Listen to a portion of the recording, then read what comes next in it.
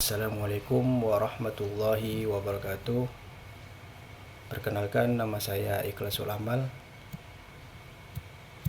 dengan nomor induk mahasiswa 2374 201093. Saya berkuliah di Universitas Persada Bunda Indonesia.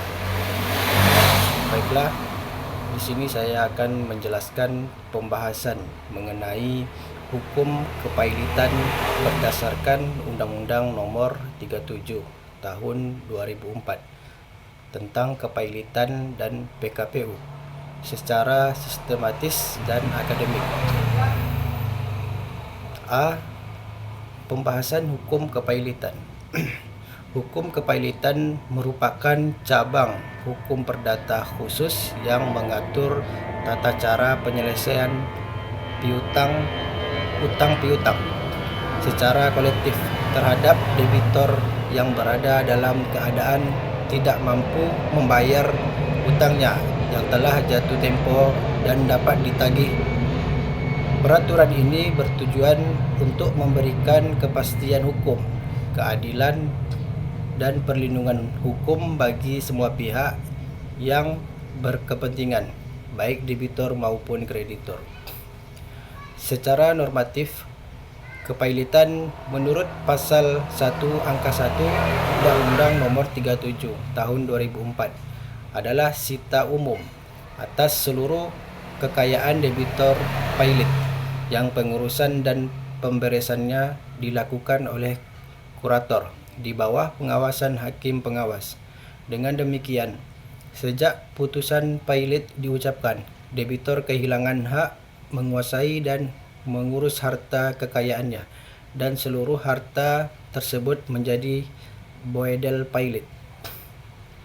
Hukum kepailitan didasarkan pada prinsip bahwa penyelesaian utang tidak dilakukan secara individual oleh masing-masing kreditor, melainkan secara bersama-sama atau paratis creditorum, agar tidak terjadi perlombaan penagihan atau rush record kreditor yang merugikan kreditor lainnya. Oleh karena itu, kepailitan menciptakan mekanisme pembagian harta debitor secara adil dan proporsional, dengan tetap memperhatikan kedudukan hukum kreditor, yaitu kreditor separatis, preferen, dan konkuren. Tujuan hukum kepailitan tidak semata-mata untuk menghukum debitor, melainkan untuk: 1. Melindungi kepentingan kreditor agar memperoleh pembayaran secara adil. Yang kedua, memberikan kepastian hukum dalam penyelesaian utang piutang. Yang ketiga, mencegah tindakan curang debitor seperti pengalihan atau penyembunyian aset. Yang keempat, menjaga iklim usaha yang sehat melalui mekanisme penyelesaian utang yang teratur dan transparan. Dalam pelaksanaannya, kepailitan berada di bawah kewenangan pengadilan niaga yang berperan mengawasi jalannya proses kepailitan, mulai dari putusan pailit, pengurusan harta pailit, pencocokan piutang hingga pemberesan kurator sebagai pihak, hingga pemberesan dan pembagian hasil penjualan aset. Kurator sebagai pihak profesional bertugas mengelola dan membereskan harta pailit. Sedangkan hakim pengawas memastikan bahwa seluruh proses berjalan sesuai hukum dan asas keadilan.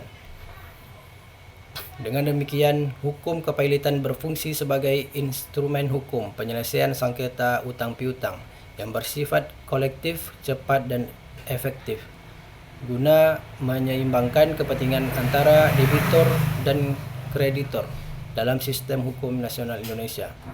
B.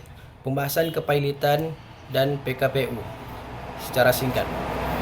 1. Kepailitan atau Undang-Undang Nomor 37 Tahun 2004. Poin pertama, syarat pailit. Debitor mempunyai 2 kreditor atau lebih dan tidak membayar lunas sedikitnya satu utang yang telah jatuh tempo dan dapat ditagih di pasal 2 ayat 1. Poin kedua, keputusan pilot, yaitu dinyatakan oleh pengadilan niaga. Poin ketiga, akibat kepailitan, debitur kehilangan hak menguasai dan mengurus harta pilot beralih ke kurator yang yaitu di pasal 24. Poin keempat, pengurusan harta pilot, yaitu kurator mengelola dan membereskan harta di bawah pengawasan hakim pengawas.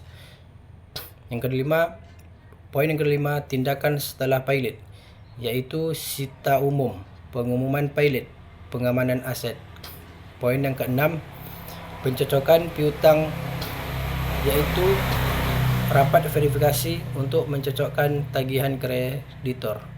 Poin ketujuh, kepailitan harta peninggalan, yaitu harta warisan dapat dipilotkan bila pewaris berhutang.